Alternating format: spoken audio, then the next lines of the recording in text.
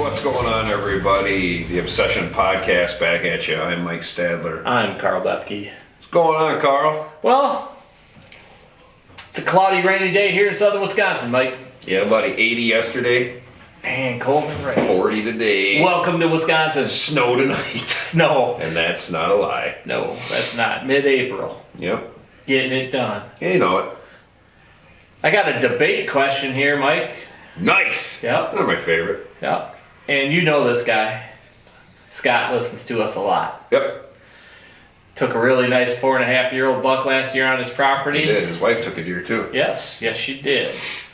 So Scott's question is, I think it's more of a debate on what we would say. It says, what kind of neighbors does a guy really want next door?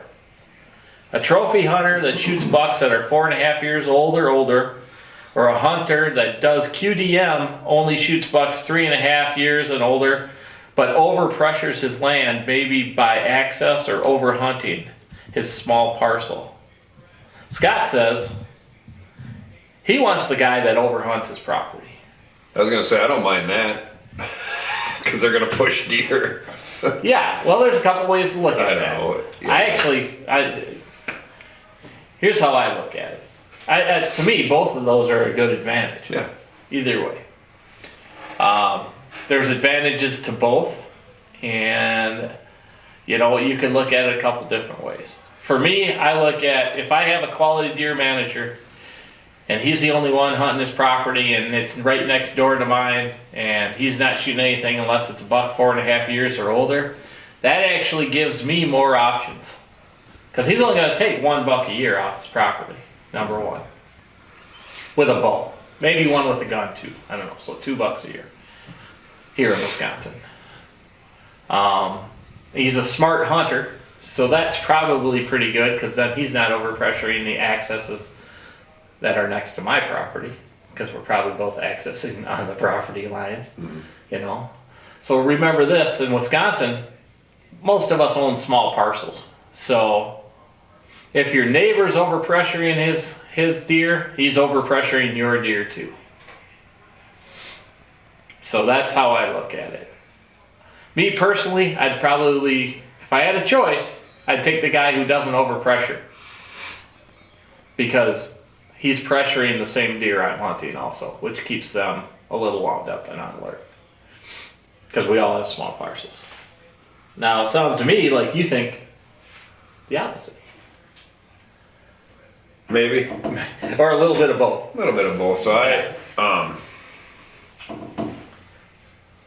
I don't mind the people that are ramming around their property next to me, because they usually stay kind of away from mine.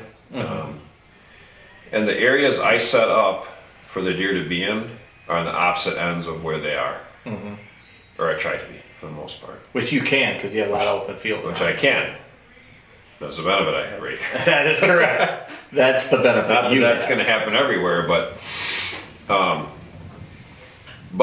the other hand, like you say, especially those older class bucks, get a lot more hesitant, and their movement can change then, to that nocturnal crap that everybody has experienced, so you can have it go against you too.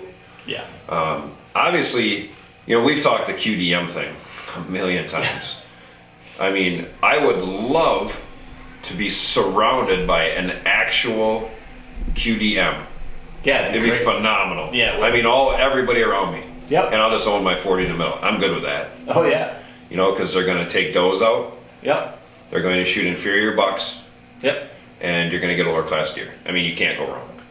That's that's what QDM is. So if they're actually doing that, great. Perfect. Makes my job easier. It does. So I mean, it really is kind of a both. I mean, it is. That's kind of the way I thought about it. The more I thought about it too. Now you get the neighbors now that everybody and their uncle they let hunt. They shoot everything. They're bow hunting. They're gun hunting. That's a problem. Yeah. That's a bigger problem than anything. Yeah. In my opinion. I don't want any of that around me. No, an uncontrolled atmosphere. So if you have anything that, if you have neighbors that are brown, it's down. And I've heard it a lot. My neighbors will shoot anything, well, I'll be honest, in the areas that we've hunted quite a bit, the neighbors don't shoot everything that comes through. No. A lot of people, when they're talking to other people, talk negatively about their neighbors on the grounds that they really don't know what the neighbors are doing. Yeah. They know every now and then the neighbors will shoot a deer, and there's just not communication between the entities. That being said, you do every now and then run across a neighbor like I have who doesn't shoot anything but bigger bucks, but he will not shoot does at all, and has jumped on me about shooting does. Yet I'll tell you this, Mike, Friday while I was mowing down the cornfield, there was 8, 9 antlerless deer in the field, or in the rye, right next to me where I was mowing. Yeah. And we're talking 50 yards. And we're going to shoot them. And we have to shoot them. It's That's the same too thing many. going on here. Yeah, it's you have to control your deer herd. Yeah. So Yeah, I mean, here too, I don't have direct contact with all the neighbors. right. But I know I know one neighbor, they take quite a few does, Yep. which is good. Yep. The one neighbor next to me that adjoins my woods, not as big of a bow hunter. He does a little bit. I know he likes to muzzleload hunt. Yep. And he's out after, big bucks. I have no problem with that. The rest is farm fields around me, so it's gun season susceptible, I call it. Yes, very. Yeah. And they're gonna shoot a big buck if it comes out, like anybody would. Yes. So, until, the ultimate answer to me, no neighbors. Yeah. I own everything. I don't have that much that money. would be great. It would I be great. am poor. I am poor, So, I mean- but I have a lot of land. Yeah, that would be great. Yeah. But so it's kind of, I don't know, you take what you can get, really. And Yeah, it's a variable that you can't control, Scott. That's how we look at it. You hunt, again, we go back to our top 10% rule. We hunt the top 10% of the bucks we have on our property. For us, we're fortunate enough that it's usually a 3.5 or older. I don't know. It's pretty simple how we think about things. You can only control what you control, and you only have so much property, and that's yours. And you control that atmosphere. The rest of it, your neighbors control what's on their property. And just so you know, you're sharing your deer with them. yeah. Yeah, it's always, you gotta remember, it's not your deer Nope. anyway. It's a free-ranging animal. It sucks, because it's, a lot of times it happens, you have a deer in your property a lot, you see him a lot, and you're like, yeah, this year I'm gonna go after that deer. Yep. Somebody killed it. True. Well, moving on. Yep. Because you can't dwell on it.